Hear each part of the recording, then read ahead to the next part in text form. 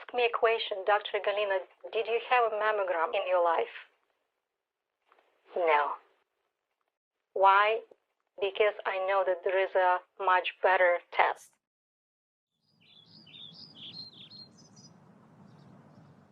You know, I love what I do. I hate breast cancer.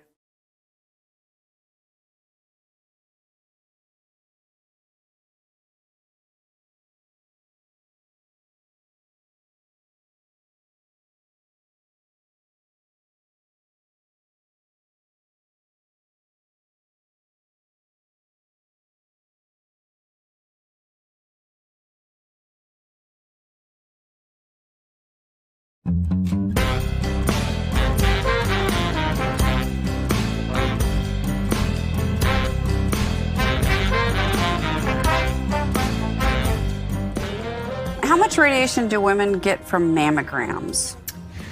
At least the amount of 100 chest x-rays. In the United States and around the world, currently mammography is the standard screening tool. I'm a doctor of nuclear medicine. We don't like mammography as it is harmful. Would you stand there and hit the button 100 times? Nobody would do that.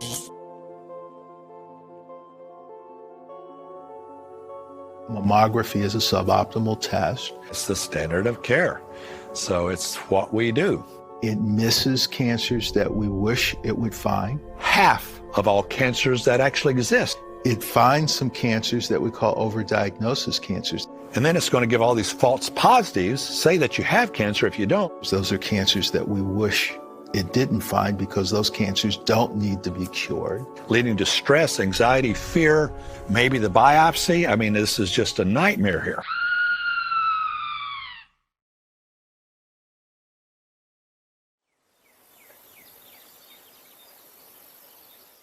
Is mammography truly early detection? It's supposed to be.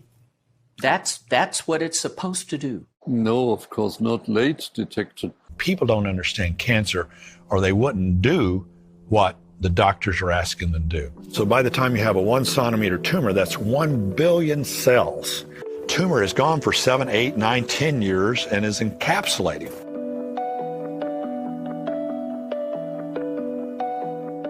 Mammogram cannot see that process until there is a mass, and that's already 7 years process.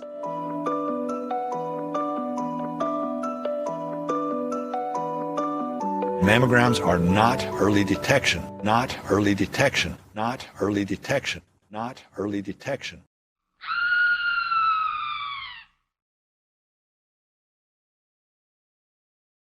Look at the camera. Look at the camera. Good girl. I was diagnosed with stage 4 breast cancer. 5-year survival is like 2%. And that's if you take the chemo and the radiation.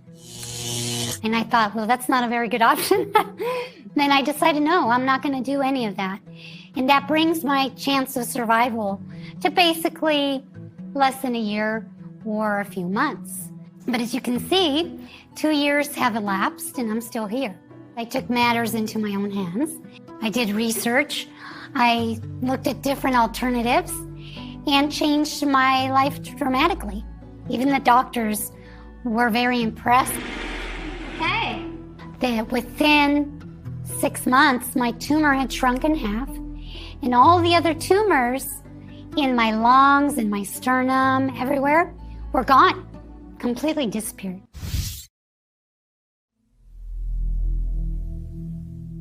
The biopsy that they did and all the mammograms that followed the biopsy, they made it spread more. The argument has always been, well, if you find something, then it requires a biopsy. The area where they did the biopsy, eventually a tumor came out there. Another tumor? Did they invent FNA because of the problems with seeding from biopsy? Well, the seeding from biopsy has never been proven to be a, there have been many studies that look at it, and the thought was that if you're putting the needle in and taking the needle out, putting the needle, taking it out, that you can seed the the edge of the incision. The kind of biopsy that I do, which is vacuum assisted, the device goes in, it stays in, the cores come back through so they don't touch the skin as you pull it out. You put the marker in and you close the hatch of the biopsy device. So when you take it out, that whole area that was there is covered up. The biopsy spreads it. So you got 1 billion cells, you're taking a needle and driving it through 1 billion cells 5 or 10 times. So now you're cutting across veins and lymphs, blowing through the cancer, going out the other side, spreading cells, dragging cells back through. Now you've just spread the cancer. So I call biopsies the kiss of death. I also do not recommend biopsy anymore, as also you sprayed the cancer cells. There's a caveat there if that's a single tumor. If there's already other tumors, it's already spread, okay, take a piece of it, know what you're looking at. There's never been any proof of seeding, at least statistical proof that it happens. Was it Will Rogers that says there's lies, damn lies, and statistics, the worst kind of lie? Another issue with mammogram, if there is a cancerous condition by smashing a breast, will send out metastasis. The idea of getting it squeezed between a couple of plates so that you can get a couple of pictures. Well, first of all, just squeezing it, you're creating an inflammatory change. Poking it enough times would create an inflammatory change. You should not give a trauma to any cancer. The risk to spread the tumor, it can spread cancer. this risk is high.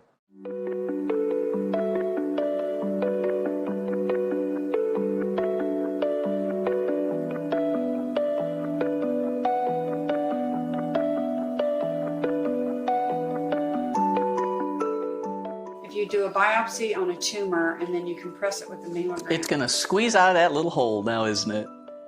Doesn't that just make all the sense in the world? If we've got a little cancerous lesion and we poke a hole in it so that we can get some tissue, now it's got a hole in it. Now you agitated it. So then we go back and then we squeeze that area. Does that make any sense whatsoever? No, it really doesn't. So I think, come on, colleagues, let's get back to having practical sense.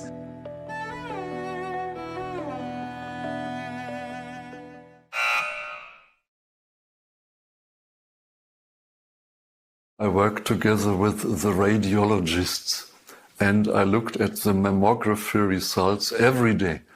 And I saw after biopsy and after surgery how often the results were wrong. All the unnecessary breast amputations from false positives. I see a lot of patients after they did a mammogram. And personally, I see a lot of mistakes. I see that some mammograms are false positive and some of them are false negative. The accuracy is not high, as there are so many false negative and false positive results, which always are very harmful to the patient.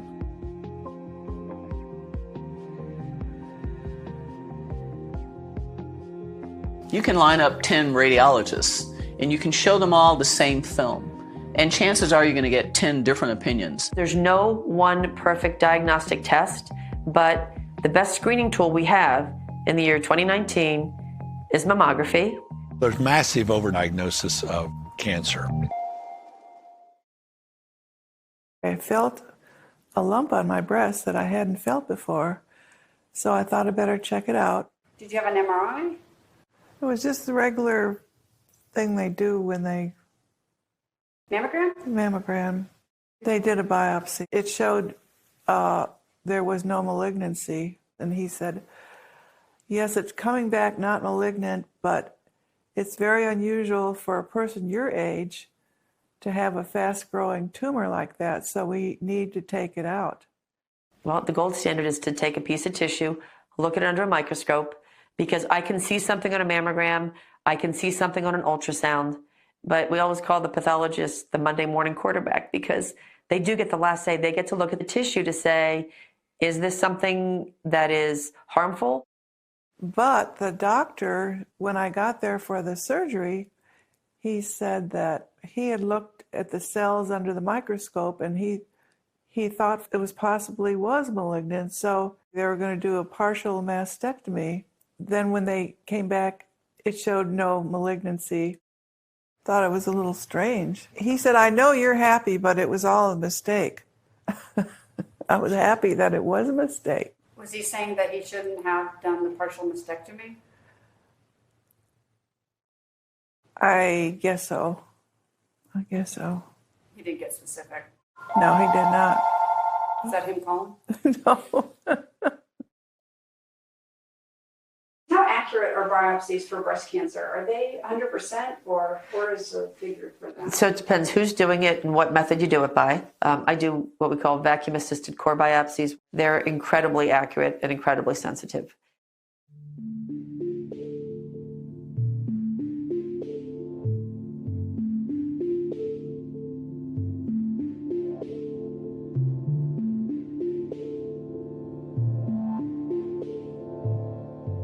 And I saw after biopsy and after surgery how often the results were wrong. So that was my experience. Core biopsy is the standard of care, whether it's a vacuum-assisted or a true cut. It's the standard of care to make a diagnosis, and it's incredibly accurate.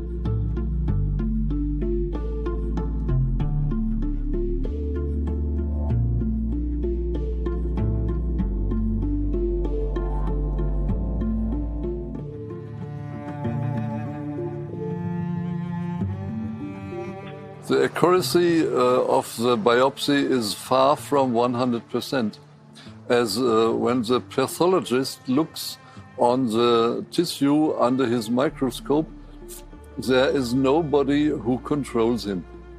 He can say cancer, no cancer, or maybe cancer, but it is only his opinion.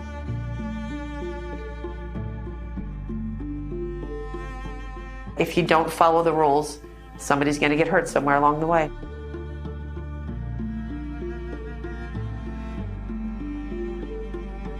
I think it's always a good idea to get a second opinion. If you don't like your first diagnosis, get a second diagnosis or a third. Make sure that you've really got cancer. Biopsy is no gold standard.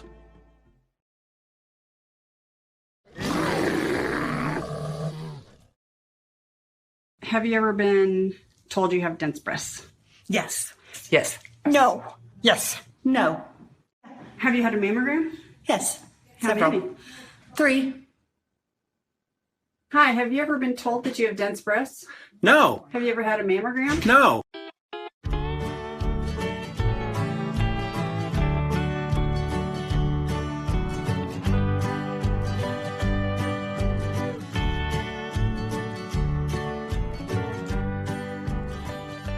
You are Dr. Beth Dupree? Yes, I am Dr. Beth Dupree. You say Dupree? Dupree, yep. Okay. Medical Director of the Oncology Service Line for Northern Arizona Healthcare.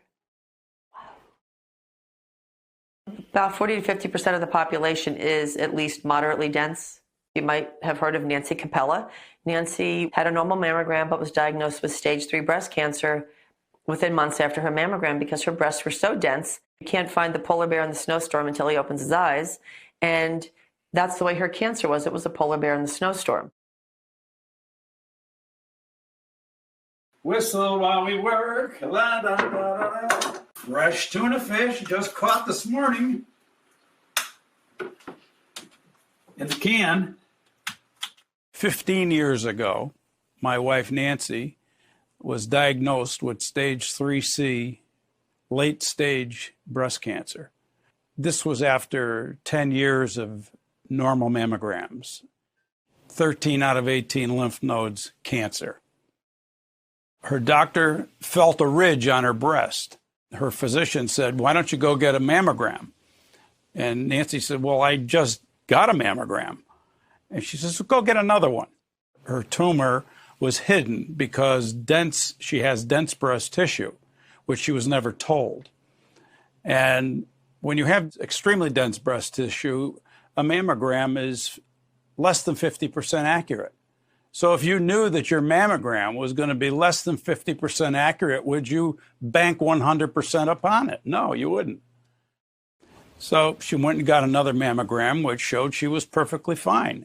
Immediately upon receiving the ultrasound, Nancy found out that she has a 3.5 centimeter tumor in her breast that had been growing there for quite some time. We were upset that she did not have this information about breast density for 11 years, actually, when she was going for mammograms. Her physician did not tell her about dense breast tissue. There's 4 degrees of density. Nancy had the highest degree, extremely dense tissue. We find this information out long after the horses left the barn. And now what do? We found a number of studies. I contacted Dr. Thomas Kolb, a radiologist in New York City, and because he wrote one of the studies.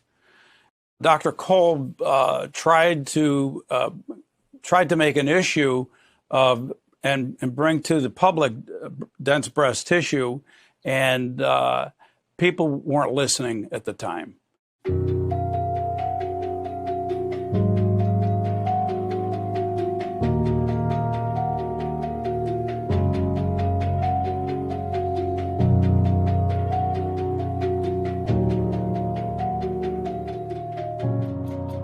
Nancy and I did this together, but Nancy was the face and the voice of Are You Dense? It was an amazing thing to watch.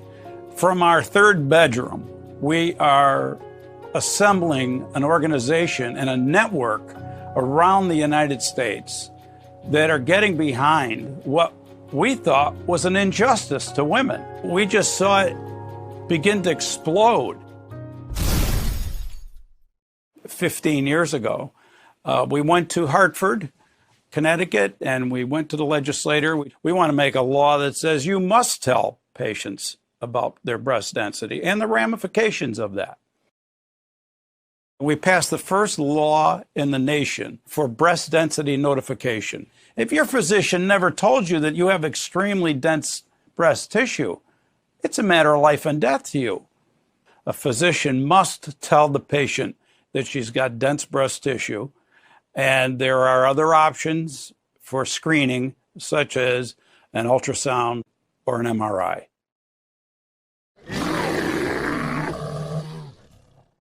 If you have fatty tissue in your breasts, then a mammogram is fine.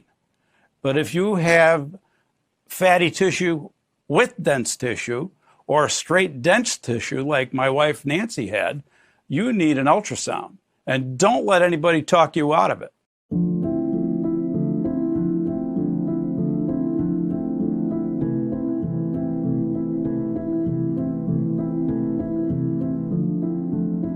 Believe me, radiologists have known all along that breast density is a problem, and no one wanted to tackle it. We did.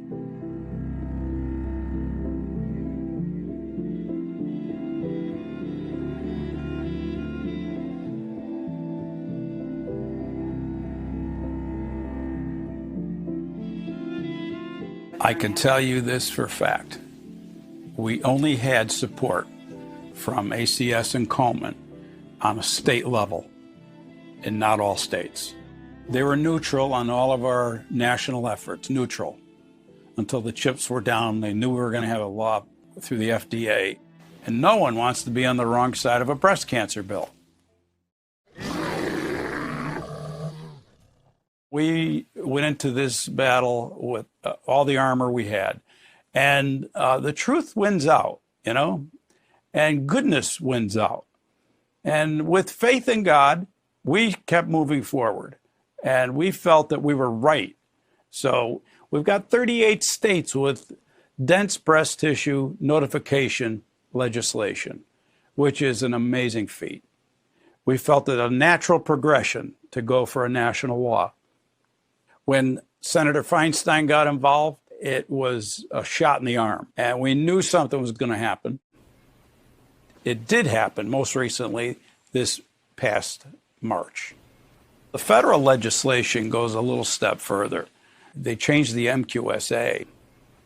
In doing so, they changed how mammography is reported, which is really good because mammography was never updated in over 20 years of this MQSA. Women who were patients who had the same story as Nancy, that they had breast density, their tumor was not found, they have late-stage diagnosis, they're really mad, and they want to do something about it. My name is Suzanne, and Suzanne McDonald.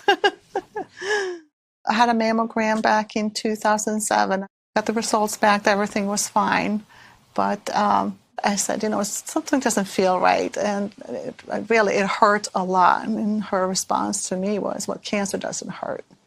When I went in to have my ultrasound done, she came in and just ultrasounded my breast and kind of basically walked out quickly, and then came back in and said, we would like for you to have another mammogram on the spot. So kind of got a little worried. They actually took me into the room and let me see the films the doctor did, the radiologist. And it was like a little pinhead against all this white that you can see like a little star in the sky somewhere.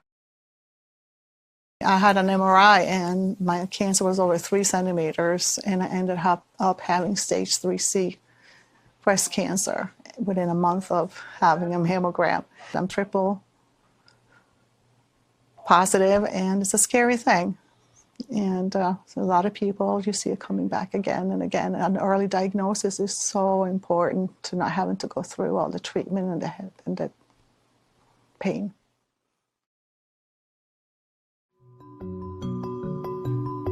It's very important to know your breast density. It is one of the strongest predictors of the failure of mammography, is to have dense breast tissue. Plus, in itself, is the highest risk factor, higher than first-degree relatives.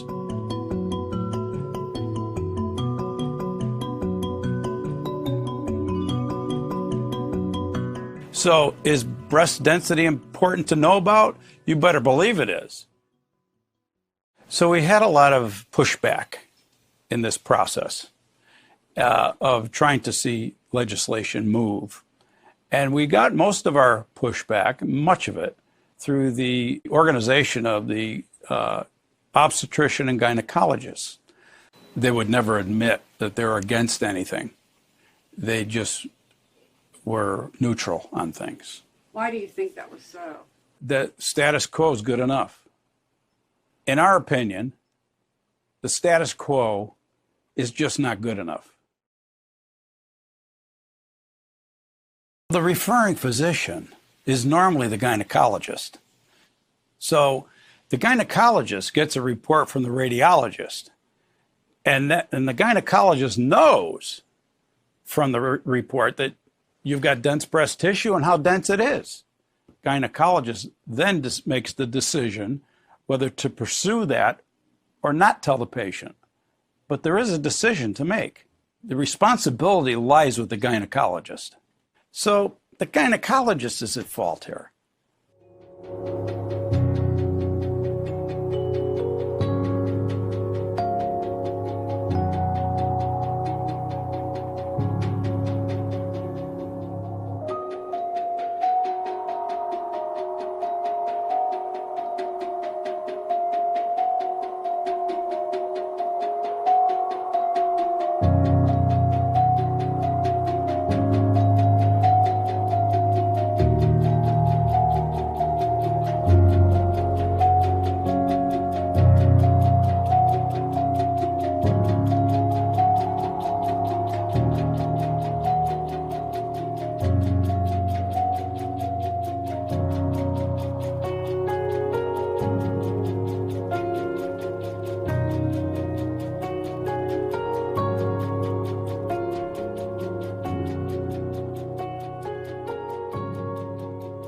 I hate to think about it, but every time I do, I think of her gynecologist who kept telling her, you're fine, no change from last year. And you read this crap and you just say, you know,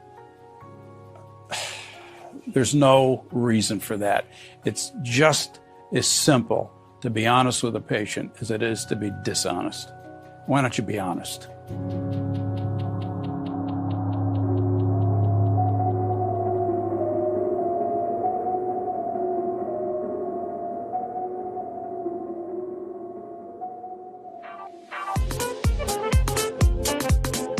This is documentation from, it's actually a report from my wife's mammograms, from the radiologist to the gynecologist, the referring doctor. There was a discrete 5 or 6 millimeter nodule in the superior aspect of the right breast. This is unchanged from previous studies. The breasts were extremely dense and nodular in appearance. Now comes the happy gram. Dear Ms. Capello, thank you for your recent visit to our facility. We are pleased to inform you that the results of your mammogram are normal. Everything is normal, with a 2.5 centimeter tumor in her breast. That's what we're dealing with. So our message to the world is be educated about your breast density and eat right, do the right things, but make sure your tests are the proper tests for you, and talk to your physician. And that's all I have to say about that.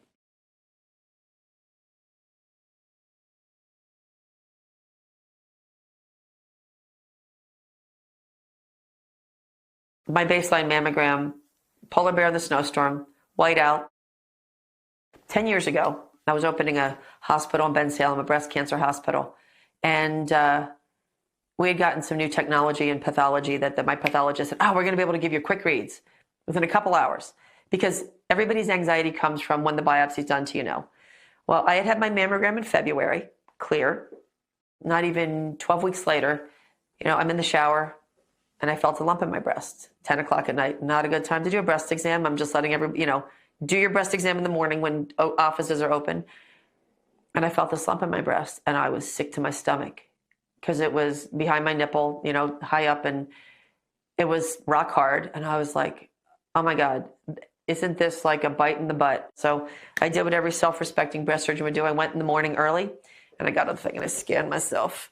And I'm ultrasounding me, and I'm looking on the ultrasound. I'm like, and I was sick because it was a solid lesion. So I got a biopsy at lunchtime. I thought this was going to be great. We just bought this pathology machine. I'm going to know before I go home. This is wonderful. And, 4 o'clock, the pathologist says, well, I can't tell you for sure. I go, are you freaking kidding me? It turned out it was a proliferative lesion called PASH, or pseudoangiomatous stromal hyperplasia, which is not cancer, but it's very proliferative. It kind of came up out of nowhere. My breasts are dense. It didn't show up on my mammogram, but it did show up on my ultrasound. The thing I'd like to focus on is we need a better test. There are always going to be women who get a mammogram and are diagnosed with breast cancer 6 months after a normal mammogram. We need a better test. Dense-breasted women need to have an adjunct to mammography to be able to identify whether or not they have something abnormal. Because if you look at a mammogram, if you have a lesion and you have dents and they're one in front of the other, the lesion's going to be obscured by the density. So that's why we use whole breast ultrasound for an adjunct to screening mammography. It's like the cone of silence. You put the pad down over the breast and it rolls back and forth, and you get to see the topographical outlines of the breast tissue. How many places offer these whole breast ultrasound? Not enough.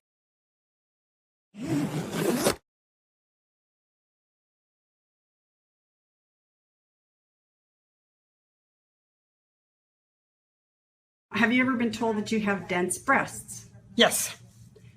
Did they explain what that does to the mammogram? No. You just have lots more calcium, I think. I've been told that I need to have more mammograms than other people. Do you know what it means to have dense breasts? Yes. What does it mean? It means you have lots of fiber in your breasts. How does it affect the mammogram? It doesn't show the details. Aren't you smarty pants? because I've been through the mill.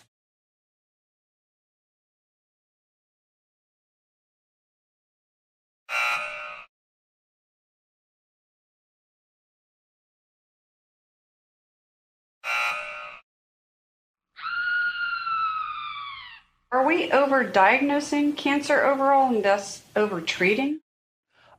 In certain diseases where we do screening, we are doing overdiagnosis. Somewhere between 10 and 40%, I think 20, of women who are diagnosed with breast cancer through screening. The tumors would never grow, never metastasize, never bother them. Think of it as, yes, they have cancer, but God's great plan is they're going to grow old and die of something totally unrelated if we didn't tell them they have it and treat it. It overdiagnoses. It overdiagnoses, exactly. That's part of the problem. And then they amputate the breast, and then all this surgery that wasn't going to lead to their death in the first place. Hi, how are you today? Good. If you've got DCIS, that's a difficult one as to what you might do with it. Ductal carcinoma in situ. Ductal carcinoma in situ. It's a precancer. This is not a tumor. It's just odd cells in the ducts in the breast. The first round was in 2000. From a mammogram, they found calcifications. They did a biopsy and it said I had DCIS. So then I had the mastectomy. The second one I had in 2014, and it was the same procedure, mastectomy on the other side. So now I'm even. You might do standard treatments, lumpectomy and all the rest of it, or do you do X, Y, and Z, which would lead the patient to excessive treatment? I was skeptical, but they insisted that it needed to be removed.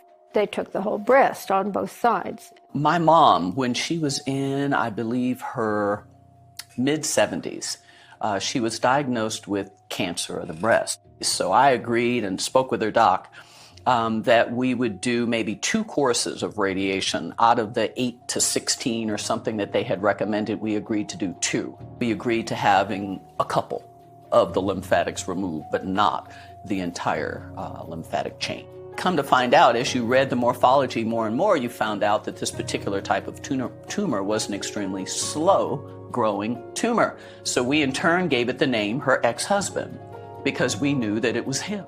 Do you see a lot of breast cancer? Yes, we do. Do you think that it's being overdiagnosed? Yes, I do. Yes, I do. Hippocrates said, in unseen cancers, it is better to give no treatment at all, for treatment leads to early death. So this isn't new. Hippocrates knew this thousands of years ago. DCIS is not a cancer that is taking over. It's benign, actually. The fact that there are some cancers that don't need to be cured is alarming to some people, but unfortunately it is an entity that exists.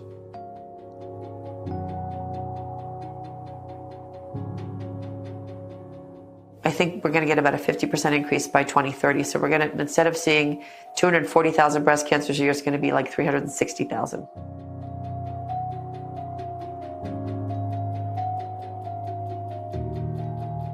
You only can see it on the mammogram.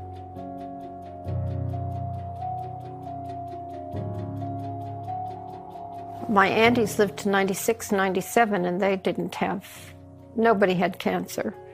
They didn't have mammograms, so you don't know.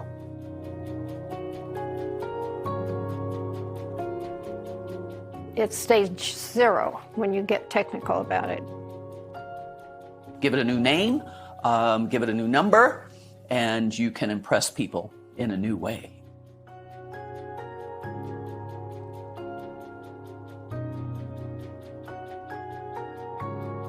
It's not staged at the in situ level.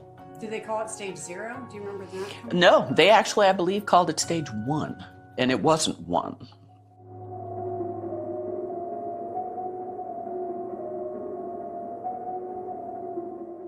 It's in situ, thereby no such thing as spreading. It hadn't spread. They didn't say one of the things you can do was watching Wayne. They did not say that. They did not say that, no.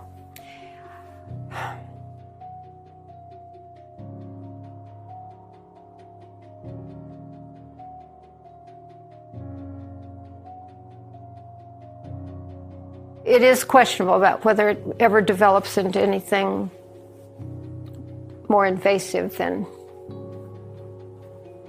the zero DCIS. So they haven't confirmed that it ever spreads? I don't know.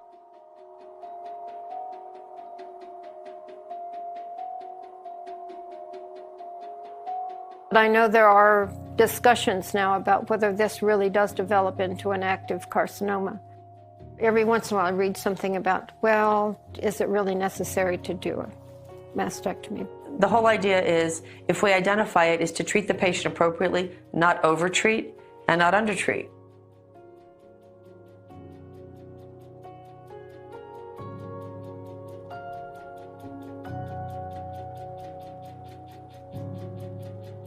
Let me say we've got good data to show that if we treat all women with breast cancer today, we cure some women who need to be cured, even though we cure those few women who don't need to be cured,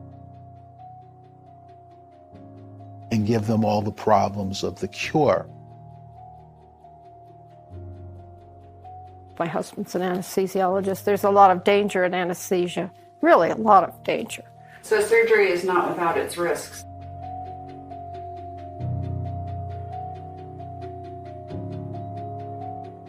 Anesthesiologists will tell you upright that sometimes you don't wake up, and they don't know why.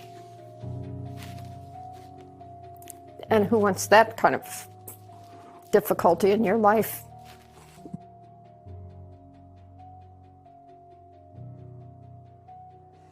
It's a big side effect. I think you could say that was really a major side effect, yes.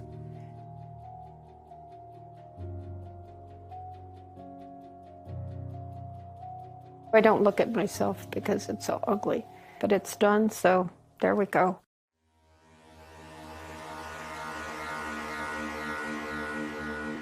"11 years later, 12 years coming up, I'm doing okay.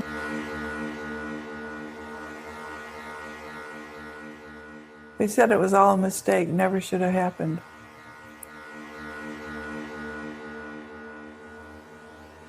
I was skeptical, but they insisted that it needed to be removed.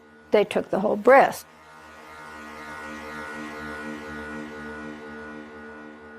We need better tests. We need a better test. This consumer update is brought to you by the U.S. Food and Drug Administration. Although the chances of being harmed by medical x-rays is extremely small, there is a slight increase in the chance of developing cancer later in life. Mammogram is an x-ray of the breast.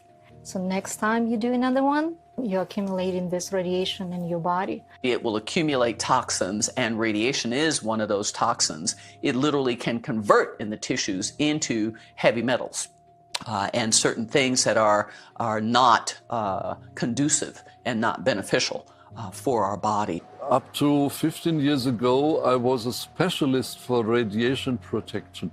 The breast is the most sensitive organ a woman has. Radio sensitive? Yes. We can see that it definitely has a devastating / lethal effect on the body based on the amount of it that's present. Most important are the free radicals.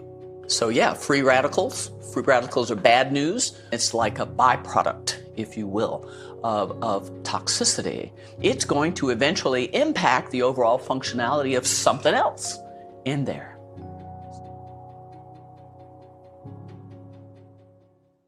We don't stress developing new technologies nearly as much as I think we should. The technologies that I hear about are just different variances on mammography, analog to digital mammography or film mammography to digital mammography. Three-dimensional mammography. It's always something having to do with radiation. The biggest change that's happened in mammography over the past 10 years is a type of mammogram called a 3D tomosynthesis mammography. And yes, this is a new technology, new way of doing things, but we had best check this out before we just put it out there for generalized use. We don't know what other adverse effects, may come from the things that they're creating.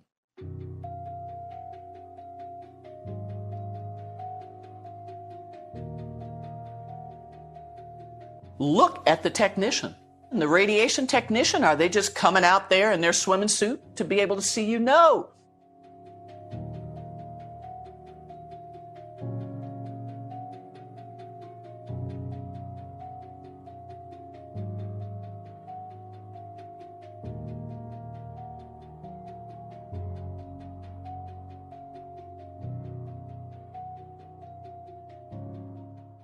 If we did not know about accumulation, that tech would not be wearing that big leaded outfit. They would not come in there looking like automaton.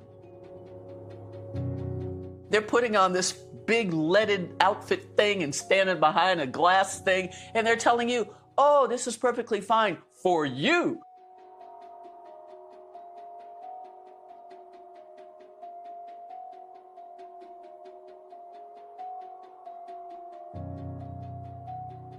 Yes, there is a slightly higher dose of radiation than a regular 2D mammogram, but what we're able to do is we're able to tease apart the tissue, and we can find cancers at a much earlier phase and a much earlier size.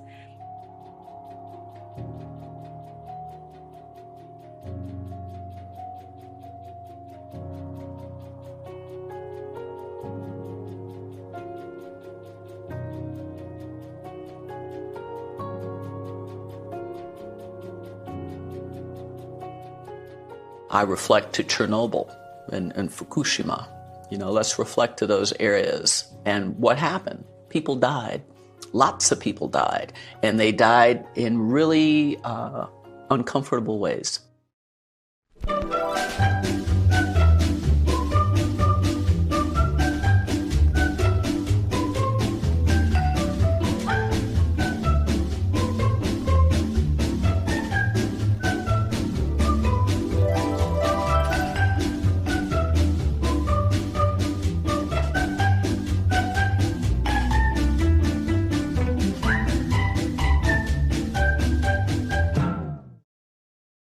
Of course, if you tell the public everything about something and certainly the dangers of a thing, the public is usually not going to agree to just go out there and, have a golden corral day and just eat as much of it as they can. They're not going to do it.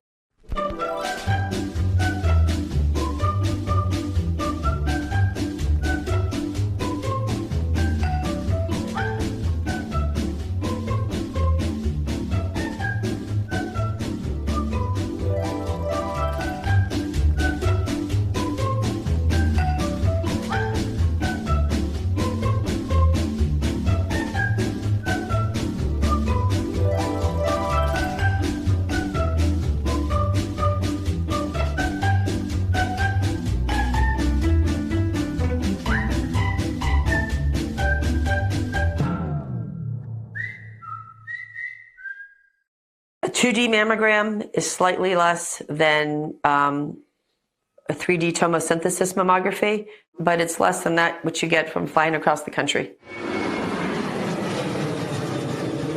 Oh, it's about the same amount as you would get from flying from here to New York. Yeah, okay. This is, of course, nonsense, as you have to look at the local radiation burden and not at the whole body. And the local radiation is much higher than of the whole body, of course. And one of the fallacies that people have is that, when you get a mammogram, it's such a high dose of radiation. But you just flew from Washington to here, and you got the same dose of radiation on a transcontinental flight as you get from a mammogram.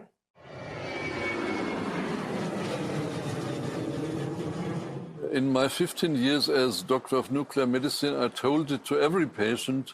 He may say, oh, I'm so afraid of this method. No, you fly, you can have this radiology method. Is it a rad? No, it's not a rad.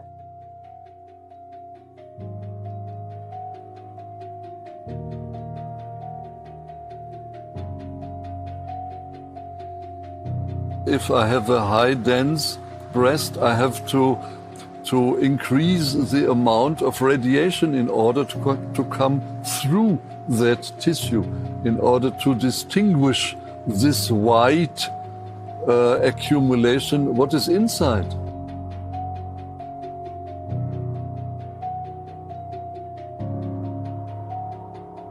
Do you think that that's a safe amount of radiation? No, it's far from safe. Larger breast women have to get more mammograms, more views. I can believe it, which is more radiation, which is more injury, which is more inflammation. Well, we know that younger breasts are denser, so that takes more radiation to penetrate them. Do you know how much higher absorption for dense breasts? Yes, at least 3 times, maybe 5 times.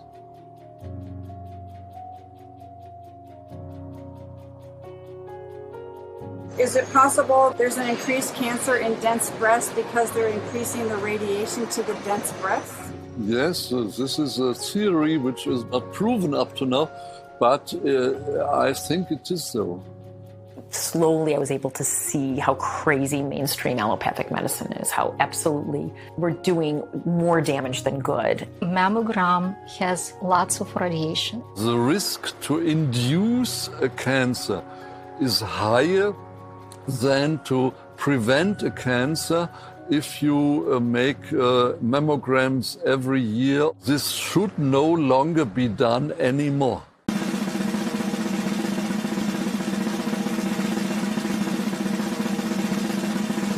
Well, I don't think the controversy is totally ended. There are some people who say that mammography should start at 35, some who say it should start at 40, some who say it should start at 45.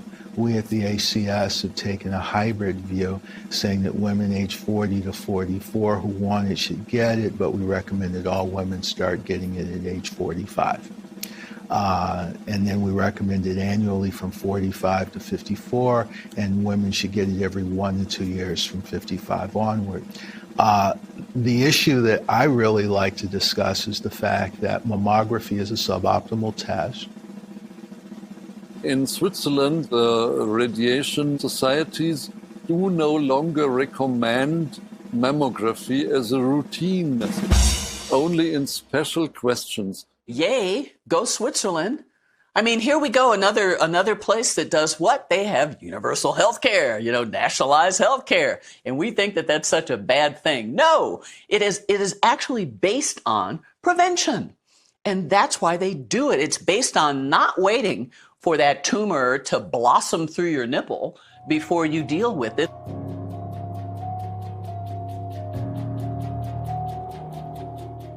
So good for Switzerland.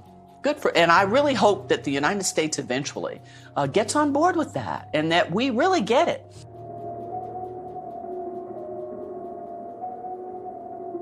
What we're doing, though, is we're headed down the 3D mammogram. Oh. It's always something having to do with radiation. We know that the industry is going into this new technology, and it's really cool, it's wonderful and all of that. And just because we can doesn't mean we need to.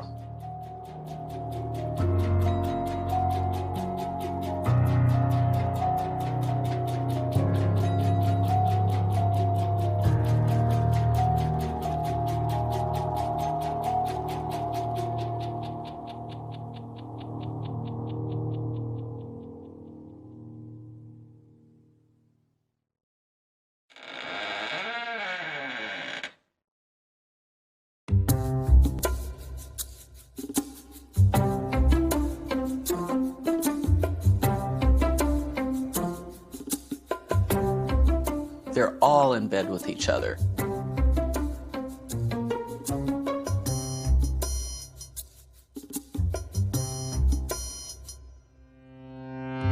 There's a big game there because there's a money game. If we know that an FDA guy now is one of the corporate people over on some drug company's board, what is that telling you?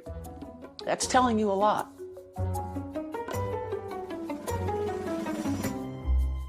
When we're looking at introducing a technology into a system that is centered on not just healthcare and not just providing good care, but instead, how much money am I going to make? Radiology and radiation, that comes with a price.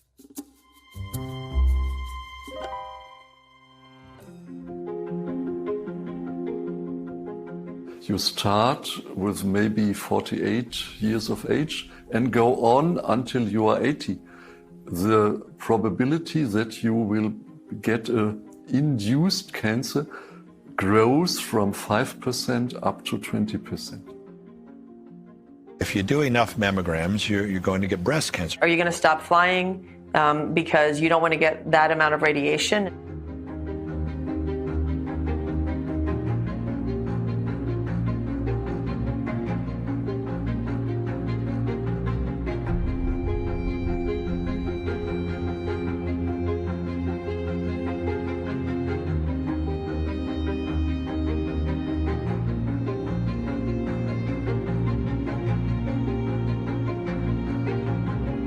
If a high energy X-ray goes into the body by 100%, 90% come out and 10% are a radiation load.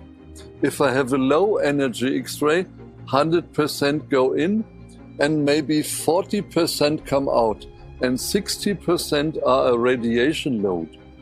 So the lower the energy, the higher the radiation load.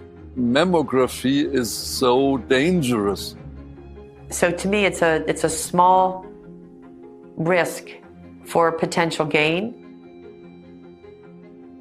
They cannot think that it may be harmful what they are doing. So they suppress all doubts and fill their subconsciousness, and the upper consciousness is clean.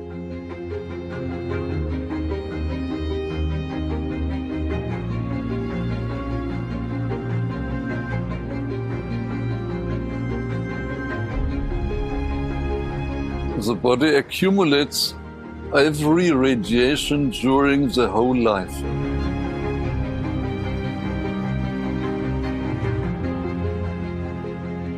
In the early times of radioactivity, the doctors all died from radioactivity burden. You have to take care of what kinds of radiation you expose your body, if it is really necessary or not.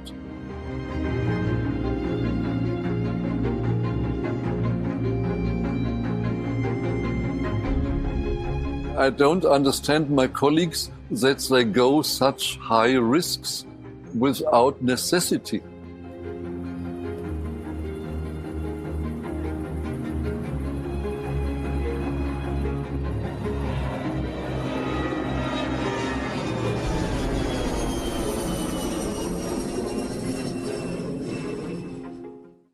I've always told my patients avoid the mammography merry-go-round. It's a lot of radiation exposure. It misses a lot. It appears that women that get them die more often than women that don't. They published it in The Lancet, the most prestigious medical journal in the world. Women that get mammograms die more often than women that don't. Die. Not only are they not helpful, we haven't saved breast cancer lives from it. They cause cancer and cause death.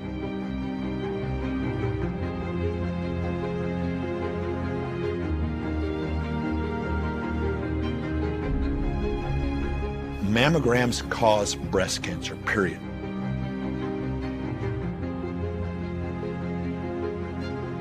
Let me repeat that again. Mammograms cause breast cancer.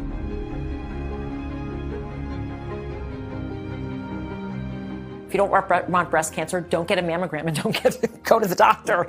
You know, so there is, yeah.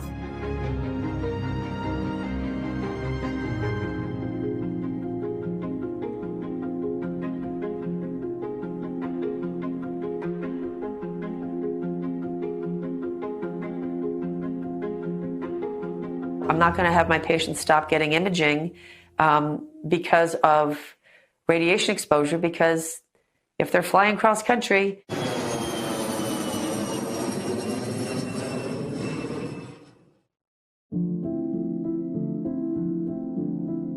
when women realize that the information has not been full and fully disclosed, and indeed now they realize that it's in fact completely different from what they've been told, and that it is a harmful thing rather than a helpful thing, do you think that we would continue to choose to do that thing?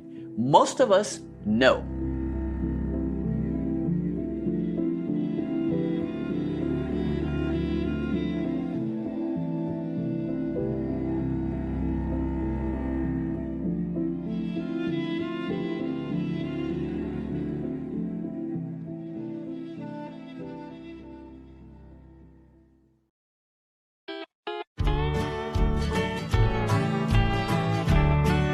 I was the first Republican to sue tobacco. I was Attorney General all of the 90s. Disinformation is giving someone the wrong information. If the patient doesn't have all of the information that the patient should have in order to make an informed decision, that's just flat wrong. Conventional medicine controls the information system. So what goes out, they totally control. And if they don't like what it says, then they're one of the first ones to either sit on it or redirect it over there or give it a different justification. But it really is all about justifying why they would need to use the different therapies that are being used, most of which are invasive. And we can definitely do things that are less invasive. You can't understand medicine outside of religion. It is a belief system. They believe what they do because they've been indoctrinated.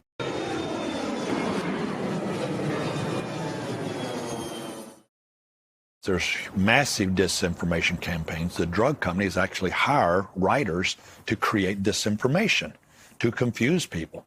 But it's not the doctors. They're already totally indoctrinated. Is it a RAD? no, it's not a RAD. It's the people that they want to keep confused, the consumers. Confusion leads to nothing getting done. Yes, Status paralyzes them. Yeah. Yeah. Yeah.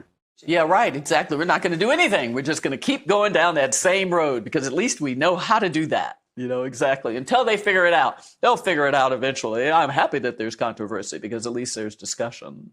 No, we shall see. What we want ultimately is for patients to be able to make informed decisions. Because what they do now is they just do whatever the doctor says. And why wouldn't they? Unfortunately, based on any diagnosis where the C word comes out, the C word scares the heck out of most people, and they will run and jump off a cliff if they think that that's going to help them turn that all around. That they could just make an awful lot of money on it, playing upon people's, desire to do anything, take any chance, so that they can live. That's pretty bad if you're playing upon that just to make more money.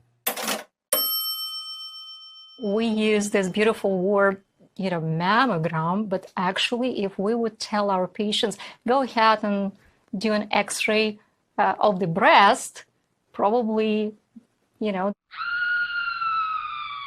they will have a lot of questions after that. The best of circumstances, when women get mammography, the studies show it decreases their risk of death by 20 to 30%. That means it does not benefit 70 to 80% of the women who need a test that saves their lives. There are some cancers that basically hide from or are not easily detected with mammography, so we're always looking for something else. So I've always been interested in what could we use in addition to, or what could possibly replace or be an adjunct to mammography.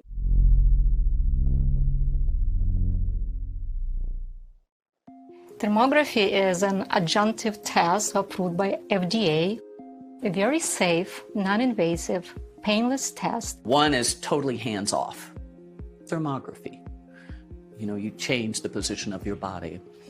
The other is taking two metal plates and squeezing your breast tissue between them. There's no radiation, there's no compression, there's no side effect whatsoever. It's non-radiative, so it's cleaner, it's safer, it's actually better priced.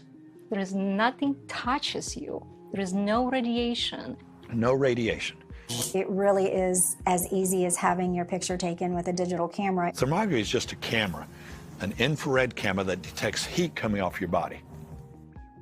And so nothing smashes you. There is no squeezing of the breast. No x-rays, no cancer-causing anything. It's just a camera like this camera, except in infrared spectrum of light, heat. It's a test of physiology, a test of what's going on in the breast, not anatomy. And this is the only test which can show us inflammation, lymphatic congestion, poor circulation, acute or chronic physiological condition. Thermography is a heat signal. It's an infrared heat signal. So what it's doing is it's looking for areas of increased signal. The toxic waste from those cancer cells cause a release of nitric oxide, and that releases heat. That's called thermal. So the thermal camera can detect that. Also, cancer cells to grow have to recruit blood supply. Hello, more blood flow is called heat. Hello. A mammogram is a test of anatomy. An MRI is a test of anatomy. An ultrasound is a test of anatomy. So it's important to look at those tests of anatomy. But that's only if you've already got a lump. What if we could detect it in that 6 or 7 year run-up, before it was 1 billion cells? Thermography can see problems 8 to 10 years before we see a mess. 8 to 10 years, just think about it. Here is something that is more efficient in terms of seeing some kind of imbalance in the tissue. That's really what you want to pick up first. Let's not wait until a cancer is formed and then go after that. So honestly, this is a test of prevention. I am not looking at this as the war on cancer. I'm looking at this as how do we as a society figure out what the root cause of cancers are and how do we prevent them from happening to begin with. I would love to see even more prevention. I had a patient come in my office one day who had been getting her mammogram religiously, and she found a very tiny cancer, and she was angry. And she said, I can't believe I got cancer. I get my mammogram every year. And I said, well, mammograms don't prevent breast cancer, but we know that they can prevent death from breast cancer.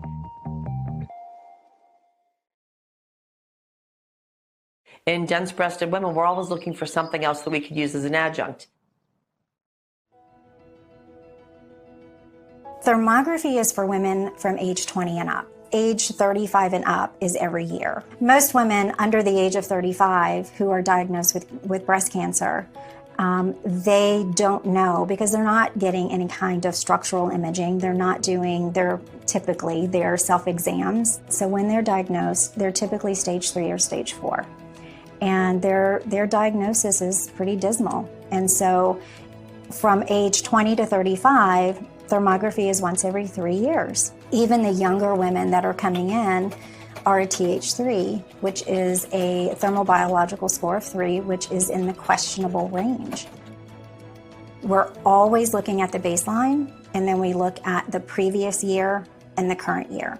By monitoring year over year, what you're doing is you're able to see those changes as quickly as possible or as soon as possible, which is increased vascularity, hyperthermia, or signal irregularities. So the thermobiological score, TH score, is 1 through 5, and I've been doing this for about 10 years, and I have only seen 3 in the TH1 score. I've seen some of these, but not very many. Most everyone is in the questionable range, and we call it an epidemic of TH3s, especially over the last 15 to 20 years, just because of everything that we're exposed to. Our environment, xenoestrogens. Lifestyle. Are they obese? Do they smoke? Do they drink? Do they exercise? Do they eat a healthy diet? Our air, our water, our food, etc. Fortunately, I do not see very many of the TH4s or the TH5s, which you can see are abnormal and severely abnormal. Are those usually indicative of a tumor present? Does not necessarily mean that a tumor has been formed. But it might be forming? Yes. It is inflammation in the breast. Last year, you had a Th3, which is be right about here, and then the other was actually a Th3 minus, which simply means it's mildly questionable versus questionable. But those are not my breasts. No. That's good.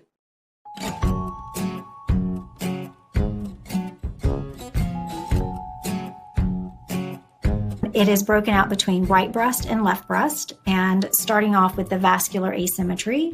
And then it also indicates any signal irregularities and hyperthermia. On the right breast, obviously you see no significant findings there. And then on the left breast, there is a signal irregularity that is there. Signal irregularity, signal irregularity, signal irregularity. And all of that information is taken into account to determine your thermobiological score or your risk factor. So in your case, I don't see any anatomical pathology in your breast, but to make sure that everything's okay, we're also going to look at your thermography pictures. So we have these, your thermography films, and I also looked at your ultrasound films from Universal Medical Imaging. There should not be more than 0.3 degrees difference. And so that is your early warning sign. And so let's talk about what you do at that point. Do you have cancer? We don't know. We're not going to stick a needle in there and fish around for cancer cells for sure, or this doctor has it. Is there going to be a tumor there? Absolutely not. Remember, it's 7, 8, 10 years before a tumor shows up. So you might have some early cancer cells there. This wasn't supposed to happen. This not supposed to be part of the documentary. The coolest thing is that when we detect that abnormality without mass present yet, those are very reversible at that stage. So here's what that would look like to help you treat that. If I have clients who have a thermobiological score that they are unhappy, with, it is recommended that they work with their doctors to figure out what they need to do. If there are some lifestyle changes that need to happen, make dietary changes, cutting out the junk food. we can give naturopathic suggestion to a patient, can guide them through lifestyle and changes. Hey! Diet, hydration, or exercises, detox, and so on. Every time you sit on the pot, put your hands on your breast and do circles. No, right, there you go, right over the nipples, full body, yeah. All right. And then go the other direction. What are you doing? You're creating blood flow. It's one of the things bras do. They decrease circulation of blood. That's called less oxygen, less nutrients. Does that sound healthy? Okay. And then by the same token, they create lymphatic congestion. Lymph carries trash away from the cells, so we're backing garbage up into the cells. Does that sound healthy? No. Okay. And then bras heat the breast. Breasts are made to be cooler. So we've got 3 things going on that bras are not healthy for. You're going to wear a bra less than 8 hours a day. And then whatever you do, don't sleep in one of those things. We've been required to put those bras on and just get used to wearing something that is restrictive to the normal movement of a part of our body. And I know guys have attitudes about that too, and take the motion out of certain parts of their bodies as well. Underwires are not good. At least they know that the wired bras, that is actually causing an inflammatory change in our tissue, and thereby that would contribute to difficulties that we would subsequently have just based on a piece of apparel. The less you wear them, the less likely you are to get breast cancer. The other thing that bras do, they decrease the bounce, and the bounce is actually good because it's a lymphatic pump. Let them bounce, Some women ladies. have that down to an art.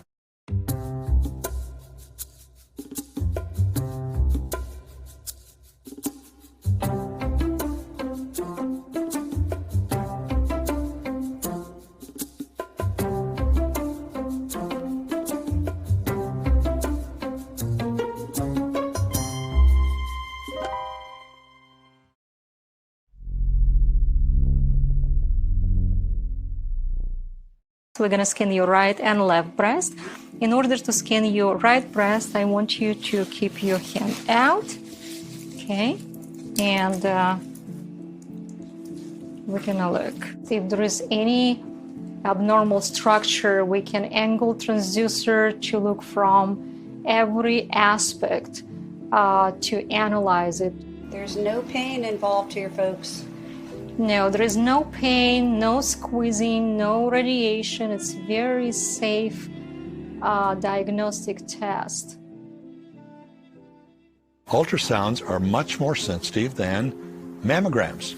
And there are a lot of studies showing that mammogram can miss up to 40 to 60% of breast cancer. Half of all cancers that actually exist. If there is false positive result on mammogram, Terrible test, very insensitive test. it's a chain reaction, okay? It leads to unnecessary, very expensive, very painful tests like biopsy.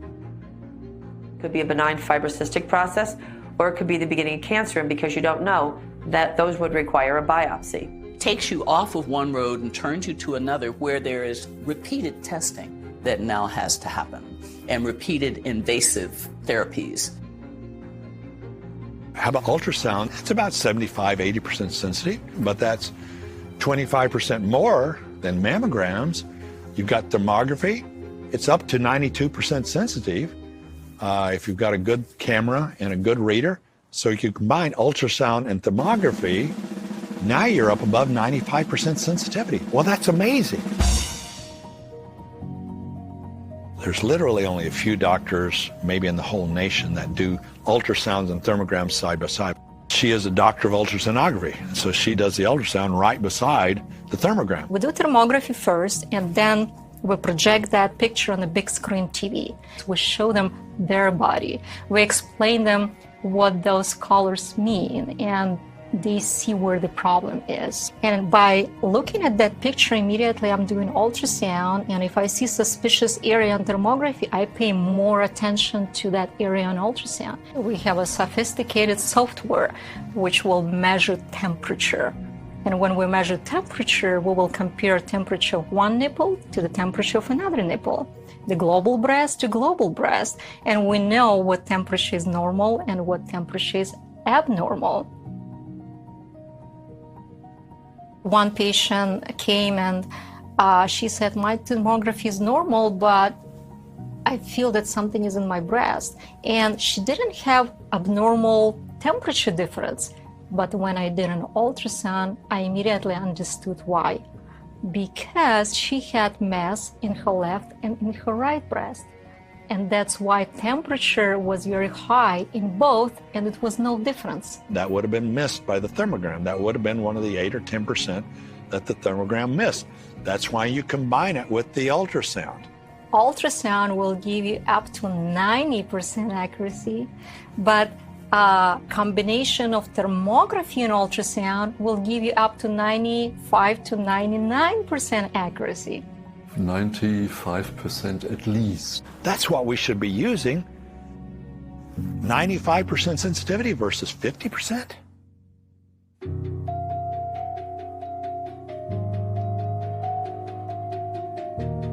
Do you have cancer?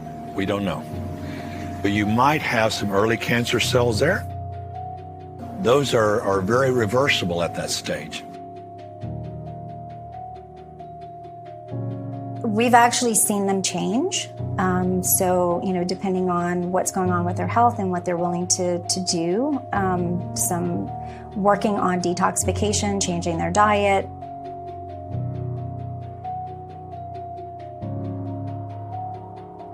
We can actually see that have an impact.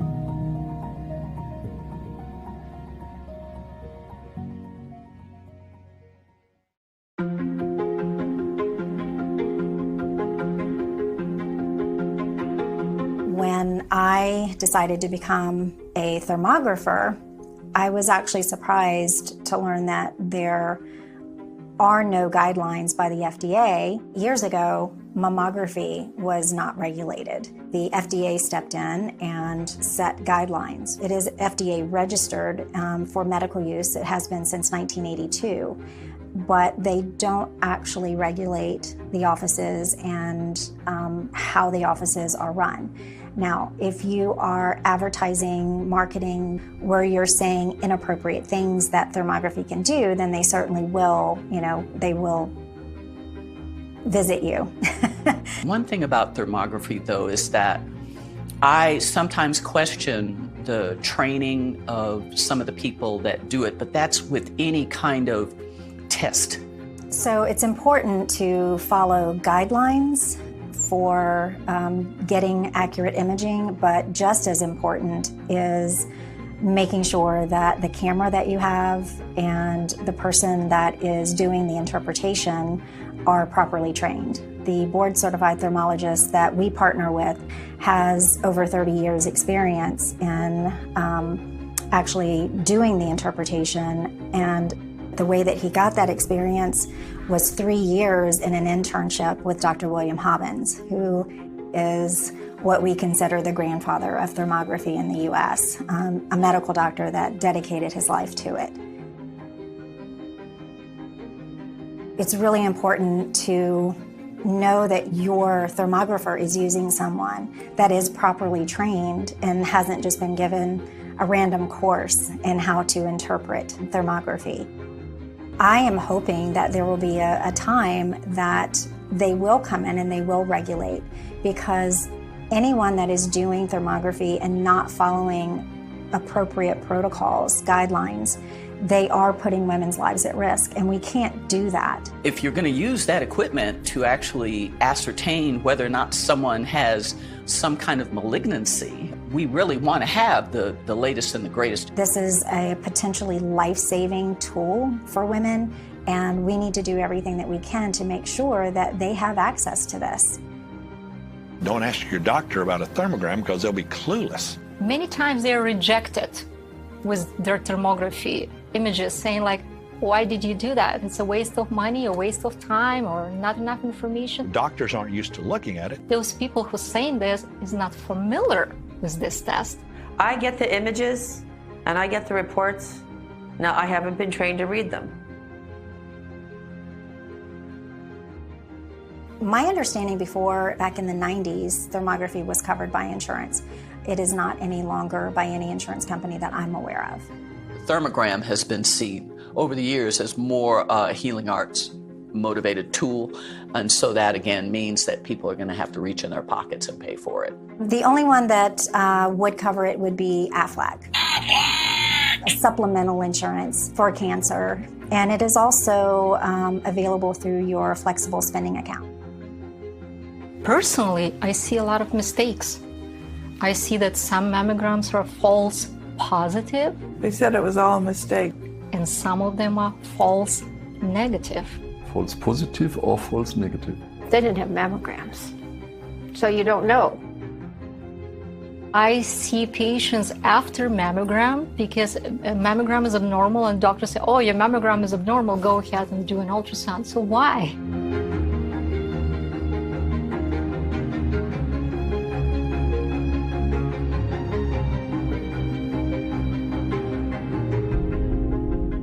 It's very unlikely that a mammogram will find a tumor if you have extremely dense breast tissue. So why? Why we cannot do an ultrasound in the first place? If you have fatty tissue with dense tissue or straight dense tissue like my wife Nancy had, you need an ultrasound. And don't let anybody talk you out of it. You always get to have an ultrasound, no matter what happens. So why not go directly to the ultrasound and skip the mammogram, which is unpleasant, useless, and painful? So why? Why do we need to radiate women first and then we do a more accurate test? Mammogram is the standard. It's the standard of care. So it's what we do. Lawyers who sue are part of the problem. There's no question about that. That's why we have people doing tests that aren't needed and covering all their bases. Real simple.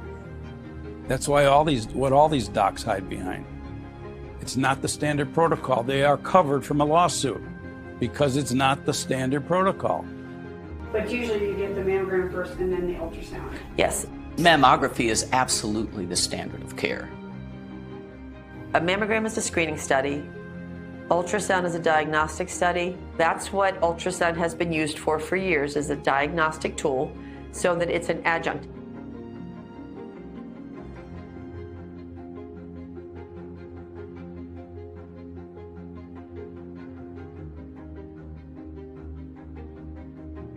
It's almost as if the insurance companies decide methodology far more than the actual practitioners do. We're still at the place where a mammogram is the standard. These days, the docs are being paid by the pharmaceutical companies, so it's just absolute conflict of interest.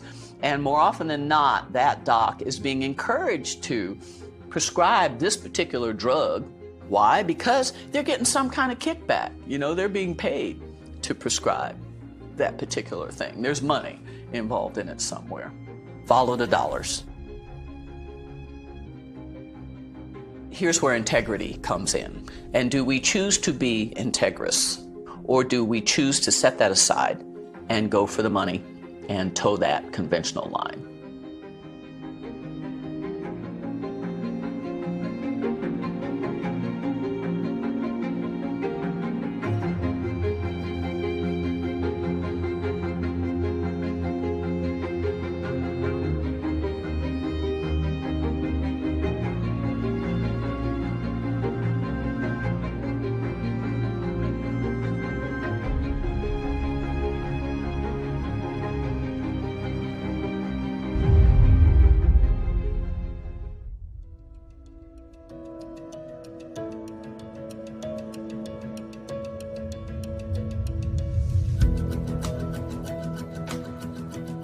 Thermography by itself clearly has been shown not to be useful. But a combination of thermography and ultrasound will give you up to 95 to 99% accuracy. Well, that's amazing. Why we have to do this dangerous test if we can do just an ultrasound and thermography?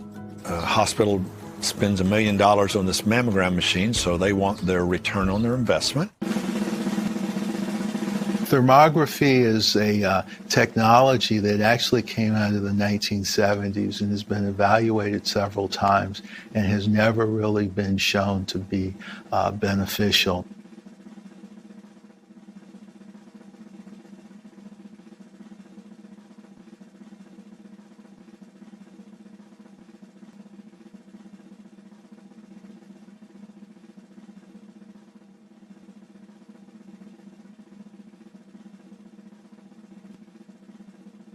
People are blindly persuaded that just because it's a scientific article, that it is the truth. No, not true. I never trust the literature. Excellent clinical trial done by Laszlo Tabar in Scandinavia showed that women that got screening with early detection, they were able to actually get about a 40% decrease in death from breast cancer.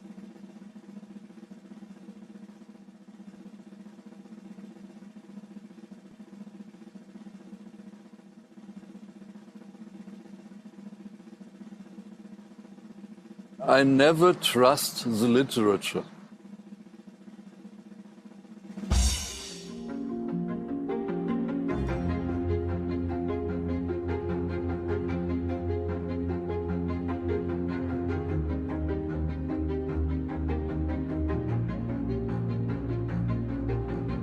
I'm so glad that now, finally, after all these years, people are realizing that it's been money that has been driving the content of these particular articles based on who has paid them and what it is they want them to say.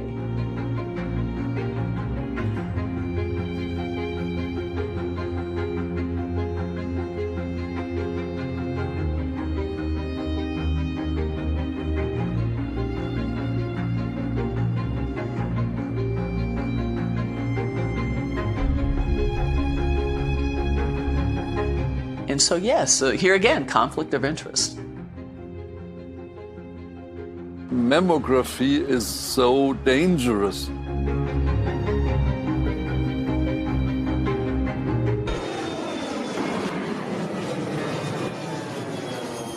That's just flat wrong. We know that mammograms don't work. We know that the studies that were used to prove were fraudulent. A lot of the research data, a lot of the professional articles that we've read have been manipulated for the sake of money and to support whatever major corporation might have funded them to actually do a negative study. And the FDA actually did give it some approvals back in the 1980s or so that I think if the thermography went through the FDA today, it would not get those approvals. Come on, colleagues. Let's get back to having practical sense behind some things and not allow ourselves to be a part of a system that we truly see is destructive. Why would we do that? There's a thing called karma. And when we know that we're out there doing harm, and one of the things we've promised not to do no harm. To be on the right side, not to harm the patient. If the patient doesn't have all of the information that the patient should have in order to make an informed decision, that's just flat wrong. I don't know that it's criminally illegal, but does it break the consumer protection laws ultimately? Probably does, yeah. I was very hopeful years ago that, thermography was going to be able to come in and be a huge adjunct. It's not there yet.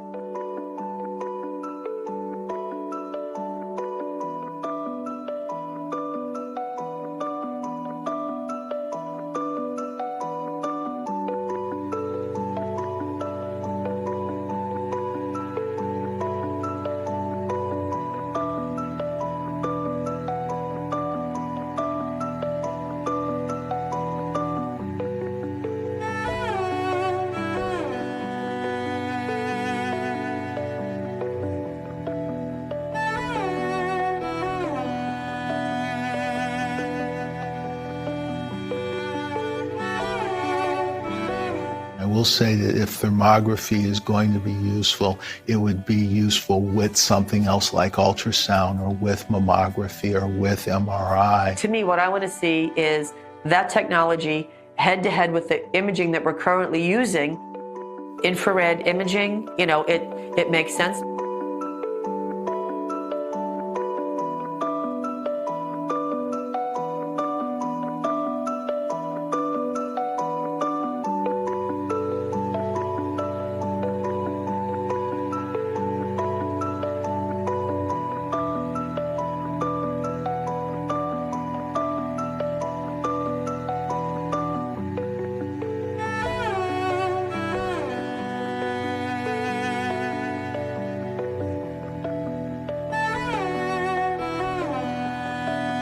So start thinking, ladies.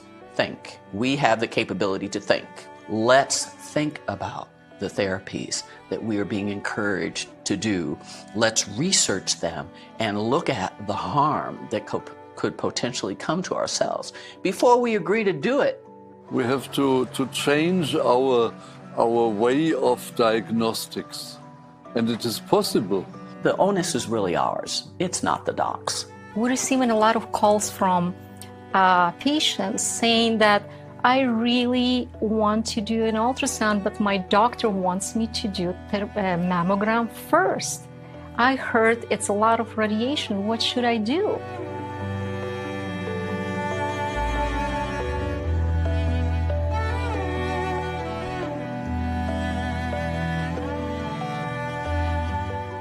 I would encourage people to talk to their attorney general about the lack of information to them as consumers of medical services. That's what attorneys general do, is they're looking at consumer protection.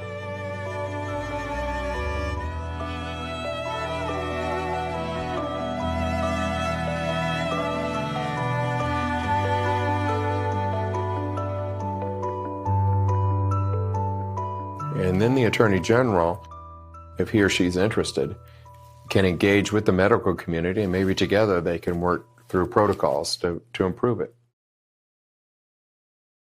We believe that patients are supposed to have a choice.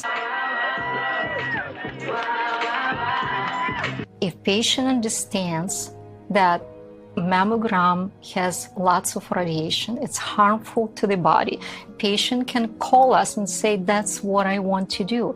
It's my body, it's my health, it's my life. I don't want to have radiation. Really hope that all this non-invasive, very safe tests can be adopted by medical community to avoid radiation. They made it spread more. It showed no malignancy. But it's done, so there we go.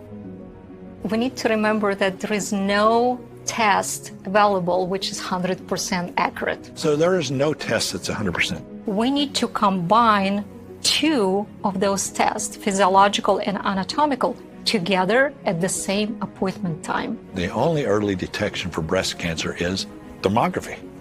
And the medical community needs to get with it, get on it, find out about it, start using it, because that's the only early detection. I'd be interested in finding out more.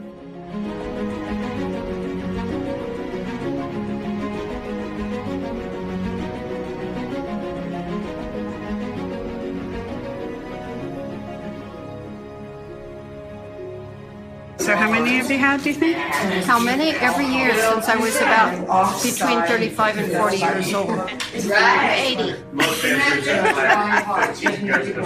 Which means about 40 of them. That's a lot. That's a lot. I never had a mammogram, and I never will.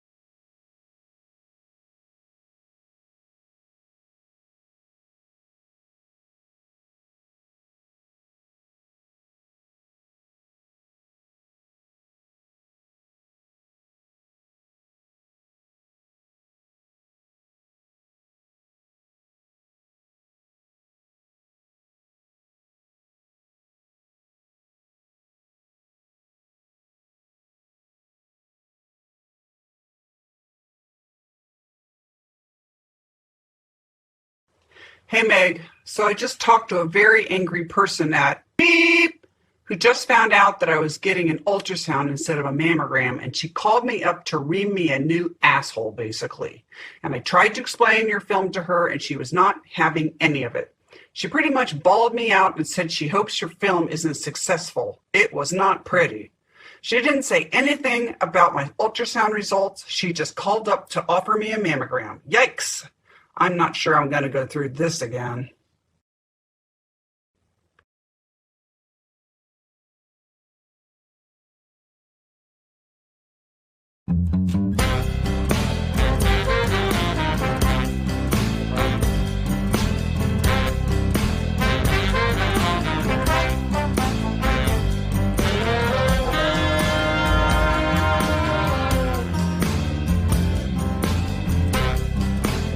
Women must have a conversation with their physician. And if you don't like what your physician is saying, be strong enough to move on to another physician. Because usually what happens is a physician is elevated to here, and then it's God, and then it's your mother. If I have one of the lymphomas that I can actually cure, and I rarely use that 4-letter word. The C word. Then in my world, that is the C word.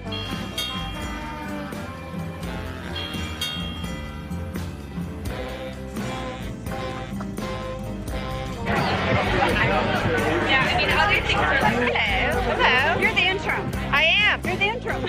I'm interim. Nice to meet you. Hi. I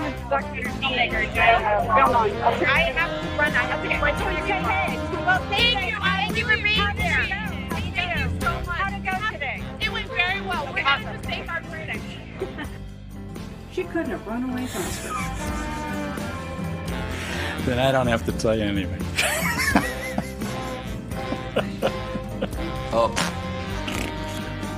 If we just solely think about two metal plates and taking something that is tender and squeezing it between, I always equate that to having a similar test that would be for guys, where they'd have to put their testicles in between two metal plates and have something squeeze it so that they could take pictures. I think that would not be a very popular test.